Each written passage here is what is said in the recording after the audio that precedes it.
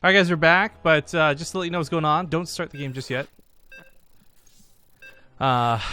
We are having some trouble with the bot because the computer is stuck. We're going to get that up and running here in just a moment. I finally, after like 3 minutes of fiddling with it, managed to get it to turn off. It looks like it's finally rebooting. So, this is just like that kind of buffer moment. We're trying to give the mods to set bets and stuff. We can probably go now and it'll be fine. Sorry, I just had to make sure that was going to be a couple of seconds for folks. I lost my referee status. Whatever. Oh, feels bad, man. Alright, so first map is going to be on Abyssal Reef. This is the GSL version. I have to go fiddle with the bot. You want to explain why this is the GSL version? There you go, fiddle. You can actually already see in the preview that it's a little bit less bloom is how I like to describe it. It's not that the colors are necessarily that different. It just seems there's gotten rid of a lot of the lighting effects that make it look very magical underwater. So it looks kind of just like a, I don't know, desaturated, normal looking type of underwater thing going on here. The physics still seem to be the same. They didn't touch that, but I think it helps visually, like less strain on your eyes probably, as well as when it comes to specific players' graphical settings, especially Zerg players' graphical settings. Creep can sometimes look truly horrendous and even distracting. Well, there's that combined with the fact that I feel like the blue doesn't blend in as much. There's no innate camouflage because you selected blue. But all right, folks, we are getting into game number 1. This is the losers match. A player is about to be eliminated from the TING Open Season 3. Spawning in the bottom right, we have the blue Zerg player. It's ByuL. In the top left is the red Terran. He is Ryung. Now again, questions about Ryung rise from that first game. His series versus Alive was less than impressive. But again, sometimes even best efforts make TVT still look bad. It can just sometimes be a very strange and volatile matchup like that. Rarely, if ever, do we get to watch awesome games like Innovation versus Beyond. Heck, Innovation got rolled by freaking Gumiho immediately afterwards. Like, TVT can be a strange matchup. So, I really don't want to tear Ryung down for his loss. But it is going to be a tough matchup because ByuL is particularly good at TVC. Yeah, Ryung had a decent showing of TVZ, and he even played a couple of mech games in the GSL, which maybe we'll see a glimpse here of. But it's going to be tough against ByuL. I mean, at this point, I guess, because this isn't necessarily a spoiler, maybe a partial spoiler, I suppose, but his games against Lenok was against Lenok. Let's just put the blank on it, guys. If you have not seen GSL from yesterday and you're saving it up, turn this stream off. We need to make references to it. There's actually very important dynamics about games that were played with the players that are competing tonight. So, also, you should just learn to do that. Cards on the table. You're hearing spoilers from this point out in order to reference back to the GSL, because Ryung did have a pretty nice, I'm not going to call it breakout, but a pretty good, very solid performance. Well, Ryung and Hero both. Like, this is more than just one player, too, in this group that seem to have one or two good games. So, yeah, it's, you should also just know, like, if you're going to save GSL VODs for 24 hours or 48 hours or whatever, then you should just not do anything on the internet, I guess. But he played mech versus Lenok, and while Lenok isn't, like, amazing, oh my god status of the likes of ByuL or Sue or Dark, I mean, he can be really good. Yeah, he can be good. But he certainly looked kind of flustered against mech in 2 of those games. But I don't know if ByuL had the same thing, or if Ryung would even be willing to go for mech outside of the GSL. Well, I think mech actually does have some merits, and we're seeing strengths with it, but there are also, I think because it's not what you've been playing for 5 years, and it's still kind of uncomfortable with new units like Cyclones, it's totally understandable that you might stick to something you know a little bit better, like Bio. So What Am Mine's coming out, Marines, still not definitively mech or Bio yet, but we'll find out shortly. It looks like he's going to delay Sim even further and actually make Banshees, I guess. He did not take that tech lab, but the Widow Mine's coming out instead of more Hellions, and just more Hellions, very interesting. So he's going to have the tiniest bit of a Widow Mine drop. The good news against Zerg is that you almost always can drop and leave, whereas even against, Protoss is very limited units. If they get 2 Mothership Core overcharges on your medevac, that could still die within, 5 seconds. This medevac should always live. That's going to be paired up with a Hellion attack and then followed up by Banshees. And this further delays the stim to a point where you're really starting to wonder, Well, like, yeah, it might be stim. It's not going to be stim, but more importantly, he did cancel Cloak with this too, so he's still going to go through the Banshee. Overlord's coming back in to double check that. I love it, and he starts it up again. Oh, he's so devious. I love it. This is pretty cool. I mean, okay, well, he canceled, or maybe it looks like it finishes. I don't know. But a Sparkle on each base isn't the worst investment anyway. You can reposition those later and deal with like Liberators or drops or whatever. Well, I think it does change the priority on the way you use the Queens. If you're really worried about a lot of Cloak Banshees, I think you're less likely to use them immediately, which might give the Hellions a bit more power. Obviously not here and not in this case, but just the potential. Maybe. The Hellions do enough damage to warn him. Like, I mean, those are 4 Hellions for 10 drones. Yeah, That's decent. I love that I got one on the way out too. That was really nice. And this looks like it's going to be mech. I mean, it's continuing to produce from the factory with reactors as opposed to swapping it over. +1 vehicle. You know, this is mech. ByuL plays a better defense against it than Leenock did. Now, Leenock did lose a lot of drones early on in, like, I think both of the mech games. So that definitely contributed to his difficulty against the style. But this time, ByuL is going to go for a Spire against it. So this is actually really important, this Overseer, because prior to this, he actually did not see the armory. He did not see any extra production. But seeing the extra factories, seeing the armory in the back of his base, ByuL is now fully aware of what he's coming up against. Yeah. And I think he already had a bit of the read on it. So the Spire wasn't like an accident. It wasn't that he was going to go for a faster Spire, but not too base against ByuL. I think he wanted to do this against mech. This gives you some control, basically. Like, I don't think he's going to go mass Muta. Eventually, they'll have Thors and Liberators, or enough Liberators, that it just won't be worth it. When more Hellions get in here, 9 more drones go down. These are not Blue Flame Hellions. They're just catching ByuL very off guard. I guess the Banshee got a couple of kills, too. 12 more? This is really good damage. Well, of course, it's not done yet. There's another medevac down here with 4 more Hellions, but I think what's key about this is we do see the most successful mech games not come from like 50 siege tanks in the middle of the map, but more from just a lot of damage to the drone line and consistent Hellion attacks throughout the course of the game. If ByuL's constantly spending money replacing drones and using larva on drones, like, it's really difficult to amass that army that breaks a mech player. It's also messing up his macro in just, like, you know, more ways than one. His supply blocked right now. Ooh, these are going to become Hellbats. Okay, that's going to be a little bit more spicy to deal with, but ultimately Mutas will clean this up. Mm-hmm. Did he actually get the medevac? He could have gotten the medevac out alive, potentially. Yeah, I could have tried to run away.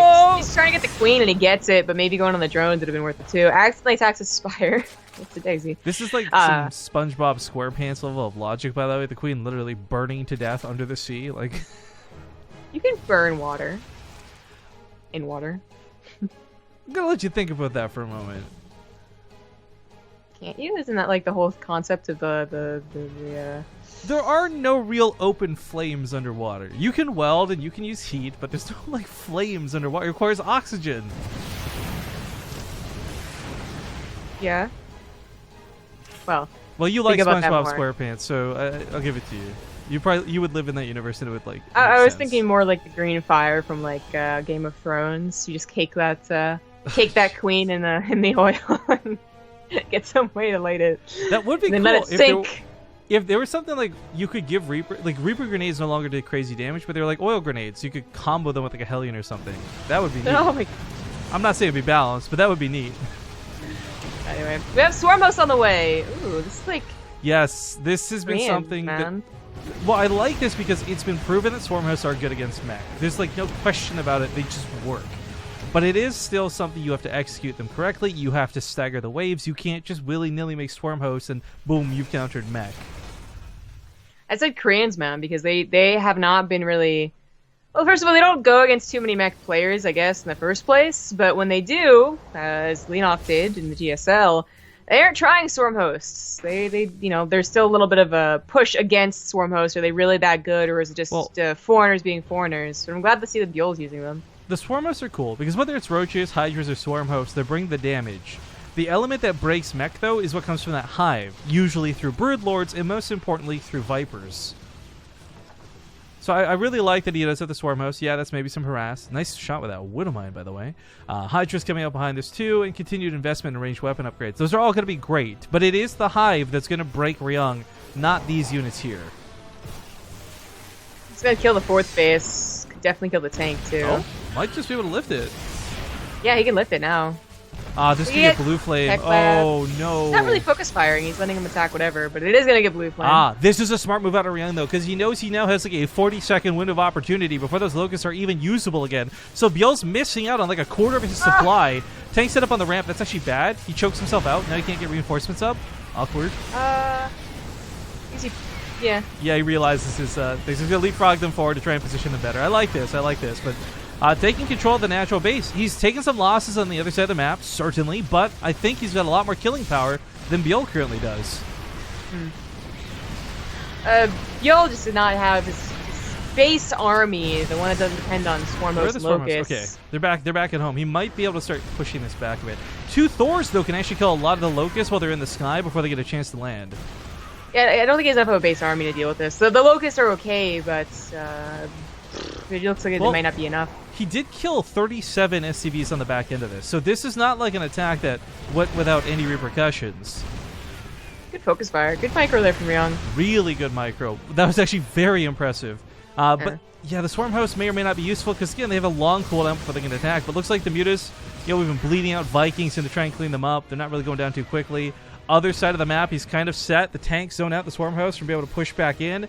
But he's a little bit stalled out. He kills the natural, and that's great. But not a lot of power to keep pushing into the main or even over towards that 3rd. I kind of wanted to call you out on this, but I thought maybe not. But like after our earlier discussion, what do you think H2O stands for? Oh, you got me. Big surround is quite for good. If only the Vipers were here. There they are. A little bit late, but still effective as the locusts come in. One of the Vipers dies to the Thors, I believe, but Ryung, it looks like he did not do enough damage. He kind of got stuck in that natural. There wasn't anything else going on. The drones all lived the 4th, 3rds, and mains, and he's the one that lost a lot more workers. So ByuL does look like he's A-okay. Well, as he pushes down the map, he did... Ryung lost a lot of his army, which is unfortunate because he had such a strong amount to give. I'm not so worried about the tanks, but it's more about things like the Thors and the proper support units, right? Like the Viking count's been kept low because he's bled a ton out trying to clean up the Mutas from earlier. And he never really did kill all those Swarm Hosts, so... where are they, actually? 7 of them still roaming around, I guess, chilling out here. Just chilling. I think ByuL, he now has a good enough base army, too. There's no emergency reinforcements that, especially with the Vipers, to be able to collapse in on Ryung's army. I love that the Thor's trying to snipe it. Unfortunately, though, yeah, that surround's too good. ByuL will take the first game and crush Mech in the process. Of course, it was Alive versus ByuL just the other day we got to watch, too. Feeling spoiled in the Alima League with such a good TVZ through them. That was a game where there was ghosts, there was tanks, there was bio and mech. Like, yeah, I love the potential that mech brings to the matchup, but it's so hard. Like, we're not seeing any actual tournament play success to say like, hey, you know what? That's the greatest thing since sliced bread. No, it's not the greatest thing. We have seen some success with it. Again, Ryung did win his best of 3. Yeah. I mean, I have no faults in him doing it. ByuL knows what he's doing. This isn't something where it's the common Zerg who doesn't ever play against mech and makes Zerglings, right? Like, this is really well executed. Unfortunately, timed, too, for Ryung. I mean, ready to push out, and then the Locusts come in, so he feels like he has to push. I think, maybe not play... He didn't get to play his game. The Locust probably a bit of a surprise. I did react to on the fly. But Cactus Valley is going to be the next map. And this has been a fairly popular mech map as of the past 2 weeks. Prognosticator has a question in chat. Let me just move this over here and answer it. For the Mega Tournament Fundraiser, we do have a points system going on for that. Now, this is separate from TING and has nothing to do with this tournament, but it is something we've been working on in the background. And Matcherino has a bot that's supposed to be in chat collecting points as we go. It's not like the BaseTradeTV bot where you're like clicking and checking, etc. But as far as I'm aware, it attaches points to your account on Match Arena, and then you can redeem those later. I will have to look into it more myself because if I'm going to be completely honest, I'm not fully sure how their bot works. I just know that it's online, and then that's kind of like the end. But I will look into that, and hopefully have more information for you the next time I see you. That being said, we're getting into game number 2. And again, this is the loser's match. It's a little bit dangerous because, well, this guy might knock his opponent out of the tournament. In the top left, he's up 1 game at the moment. It's ByuL. Or Bill. The bottom left is the red Terran. It's Ryung. Now, for those who are unfamiliar with the BaseTradeTV format of tournament play, we do the loser's match first. And while, yeah, it's a little bit sad to see somebody go, it does leave the hype for the winner's match to follow suit. Then, of course, the grand finals. So we have 2 more best of 3s still to cast behind this. Yippers. And the next match is going to be Hero versus... Alive. Yeah, I knew that. I feel like if we actually ever were at a point where we knew there was a Terran but we didn't know who it was, we could just guess Alive and have a high percentage to be correct. Again, he plays in everything we do. But yeah. He's also earning a spot in our hearts because he always hosts with the WCS Game Heart mod, helps us out, saves us some time. Yeah. He's a go-getter.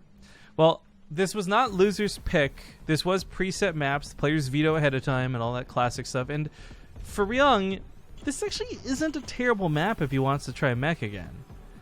But at the same time, after having been so, I say, easily thwarted by ByuL, I'm not sure if he'd want to do it again.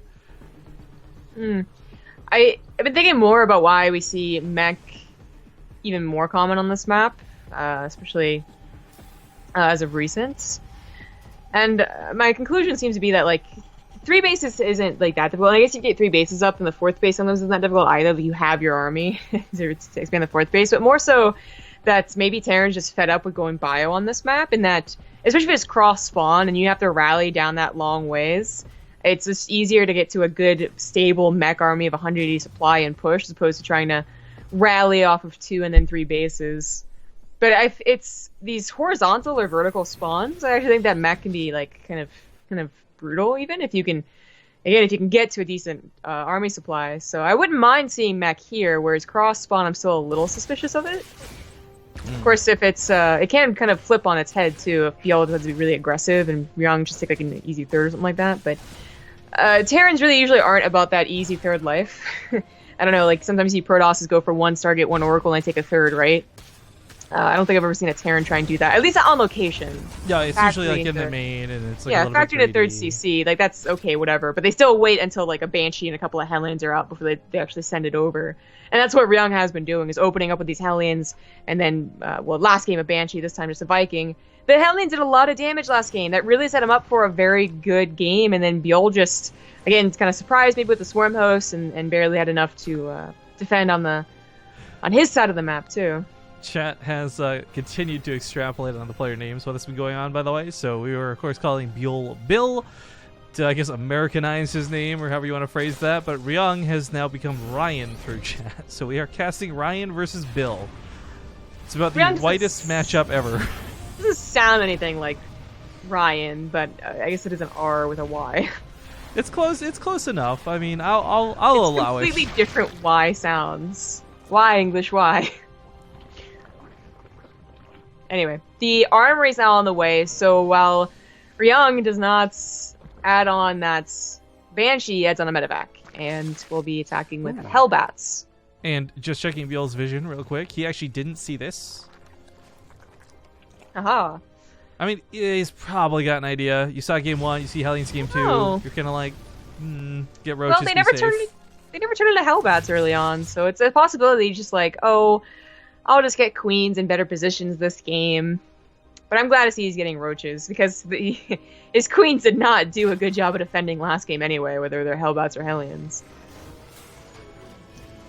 And there's the Hellbat. I was going to say, I'd actually really like if he left a couple just in Hellion form, do some chasing on the side or something, but The problem with this is roaches and queens, they're going to spread out. It's going to be very difficult to chase them all down. Reaper goes down immediately. One grenade ends up hitting the Hellbat. Awkward. Not too many queens here as he, you know, stopped production early, went for a layer pretty early. The Vikings an interesting background noise, so to speak. Just kind of killing the overlords while this goes on. Hellbats are lifted over to the mineral lines. That's kind of cool, but this has not really hit the mark, I feel. No, he's going to... I mean, this is where Hellions probably could have done better. Well, a little more chaos. The thing about this attack that I always find so impressive is not that it kills a bunch of drones in the mineral line, it's that it kills the queen, so the Banshee has an easier time getting damage behind it. And unfortunately, I don't think a single queen died. No, so that Banshee's coming in, and there's still like 4 or 5 queens out on the map. 4. Yeah, I mean, 1 per base and 1 to creep spread because ByuL does not... He doesn't want to have a lot of queens. He's not playing versus a bio player where queens are pretty damn good. There won't be really a necessity for having 10 queens. You know, except for maybe the fact that you could transfuse drones. He did keep the medevac alive through that, which isn't too bad. Normally you're not remaking many of these throughout the game, but for a brief moment we saw hyperflight rotors, but then I guess decided to transfer the starport instead. No air mech. Alright. Yeah, it's going to be ground mech, and it is, of course, going to be mech, so... ByuL's figured this out and is getting Hydralisk now. No Spire play. Maybe he was thinking about it and then he attacked by the Hellbats instead of not to, but it's going to be more about that direct engagement and keeping Ryung off of a 4th base, probably. And I mean, this might be really reminiscent of Alive versus ByuL. It was Alive. Ooh, you can actually kill that queen. That's a nice thing to pick up on. Top drone kills. This queen in the main also going to go down. Okay, this goes from mediocre to pretty good very quickly. Even if all the Hellions and Hellbats dies, this also caused a lot of transferring of drones. More drones are certainly going to die. There's just no queens anymore. They're not even trying to poke at them. Finally, the roaches find position, but damn. Well, okay, but he did this much damage approximately last game too. Oh, there's like a lot happening there side of the map. Yeah, how did this happen? There's no wall. That's how it happened. Well, Ryan and Bill hosting a barbecue for you all are welcome to invited, and whatever for that. But the roaches actually end up causing a lot more chaos. The wall was up. I guess it just got torn down very quickly because there were 3 depots here. But as we're witnessing, a Banshee doesn't do the job that tanks do. And while tanks are on the way, there's still more roaches, and okay, there's drones coming with this too. All right, well, you know, they brought the potato salad to the they're barbecue. Probably safer here than at their own base. Determine that. Well, 2 minutes ago, that would have been a safe statement to make, yeah. Well, these roaches are gonna start to peter out here. You know, it's Banshee on top of them. There's a tank now out. They're gonna get a supply depot as the last yell here, and then they're gonna try and move.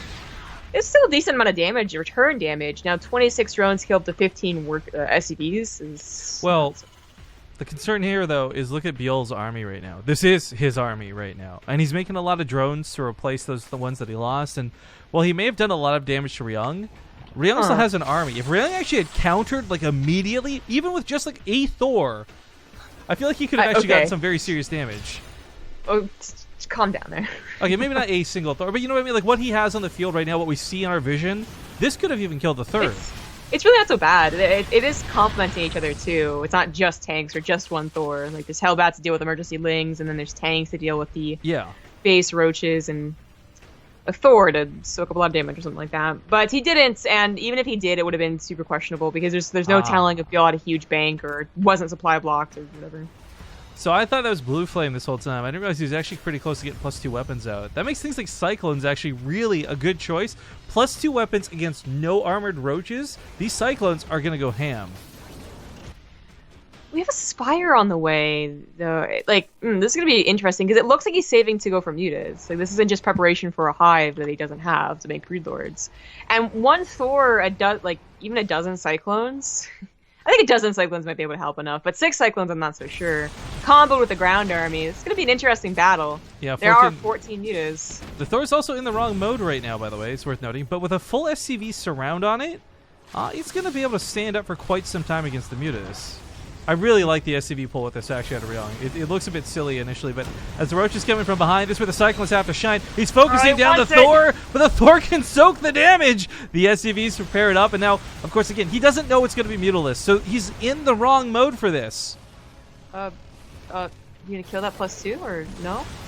Nah.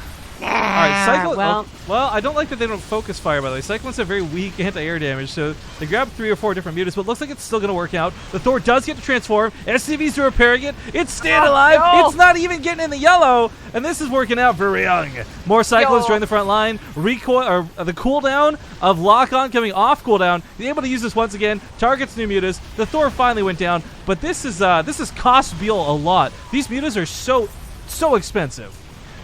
yeah, he kept on investing into them as well, so he doesn't have enough gas. So he has like 1,000 minerals in the bank that he's going to feel really annoyed at not being able to use if he lost this game right here, right now. He lost the natural hatchery, saves the third, even saves a decent amount of drones. Well, you know. So this isn't game over, but that was a decent attack by Ryung. Well, I think what's great, too, is even on the exit strategy there, he takes out another extractor. I mean, ByuL is effectively on, like, 4 geysers? 5-ish? Not mining off of this one fully, but Ryung also scans to see what's going on. Crazy lock-ons with all the Cyclones, but as we can see, their anti-air damage is still something to be desired. Right, yeah. It's definitely good for ByuL to try and abuse these while he knows there's not Thors or heck, even Widow Mines out. So he's going to try and get something. Tech labs, reactors, all good stuff, but looking towards the CDs, or it's just where Cyclone kills is not bad either. There's a single Hellbat that still hadn't been cleaned up till just now. It was almost going to take down another extractor. He is mass repairing the Thor. Absolutely necessary. There's the pop-off he was looking for that the Cyclones just couldn't secure. Not worth for ByuL to do that. I could see why he thought it would be, but maybe he didn't realize how low his mutas already were. Yeah. So that they're no longer a threat at all at 6. They're going to kill a couple SCVs. They don't have a missile turret around them, but that's about it. I just want to go back to that +2 weapons upgrade for a moment here as well. With the +2 being denied from ByuL, on top of the fact that he has no armor upgrades. Wow, that knuckle crack was loud and sounded gross. Sorry. There's just any army on the ground, even if it's Hydras, which don't take the bonus damage from the Cyclones, they're still dealing 5 damage a shot like every 0.1 seconds. That's so much damage to even things like Hydras.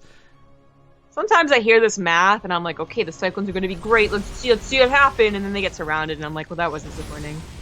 I really like the potential of what's in this attack. He's going to back away from this. I like that he doesn't want to fight on creep. Pairs up now with the Thor on the backside. Blue Flame's not going to be here initially, but he's just running and taking hits, not standing his ground and fighting, and I think that's a bit of a mistake. But as we can see here, look how fast the roaches melt. The second he turned around.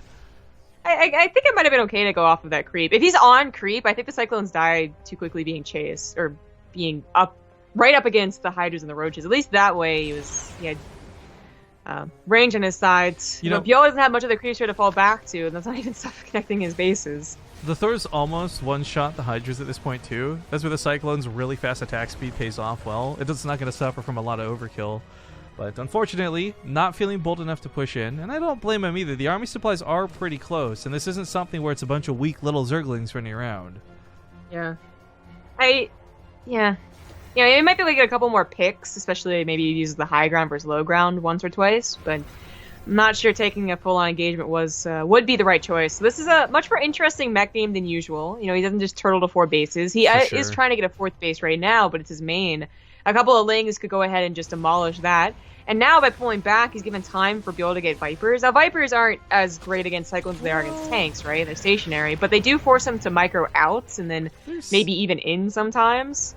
There's maybe an asterisk with that, though, because, I mean, while the Hive is finishing up, certainly, and ByuL has an okay-sized bank right now, Vipers are very gas expensive, and he's only, like, I would say only just recovered from all the gas damage earlier. I think they'd be worse. Abducts are also not too bad against Cyclones either, because especially without any Vikings, the Vipers should live, even going up to Abducts. Well, as we see, certainly economy-wise, ByuL has recovered. Maybe that's going to change, though. Some Blue Flame Hellions slip by. Hello. And of course, Blue Flame with +2 weapon upgrades. It's going to take down drones pretty quickly. 9 is not bad, but ByuL is finally recovered in multiple ways. You know, he's got creep spread finally kind of going out again. He's got larva, and he does have a bit of a bank too, so not too bad to lose 9 drones. A couple of his army units, though, caught against the tank stuff. That was close. They're going towards that 4th base, and Ryung's have to make a decision. Save the 4th base or keep pushing. Yeah, it's his main. Yeah, he's gonna lift that and hide it. Probably the better choice. His mech is slow and not easily able to respond to something like this, but that's still, he's gonna have to go back for something because this base now under attack. Like, okay, you saved one, but give up the other. Not the best trade. Well, it's not the being best trade, but solid. he's gonna go for a base trade, maybe. Oh, okay. This is a choke, yo. There's only 3 tanks. I don't care. This is dangerous for ByuL. He has Vipers out, but I think they're still getting energy. But man, if actually the choke would then turn on Ryung's disfavor, I suppose. This is dangerous. Does he know that Vipers are on the way out? Did he scan them? I don't think so. Well, the Thors are in single target mode, anticipating specifically Vipers. Ah, they're coming for the main. I don't know how he's gonna take this engagement though. It's still gonna be tricky. Yeah, again, for those who don't know, Vipers do take the bonus damage from Thors. They're armored. I'm going for the blinding 60 clouds. damage a shot. More blinding clouds. We don't. The blinding clouds are actually very good, but as we see, maybe not good enough. It's going to be a hard question to answer. He gets surrounded from the backside, so maybe, just maybe, this does it. The front lines gets a little bit weak. Ryung sets up new tanks, but he's going to lose too much. He is. GG. And he's not going to try and recover. GG. I really think he should have responded to the south instead of pushing.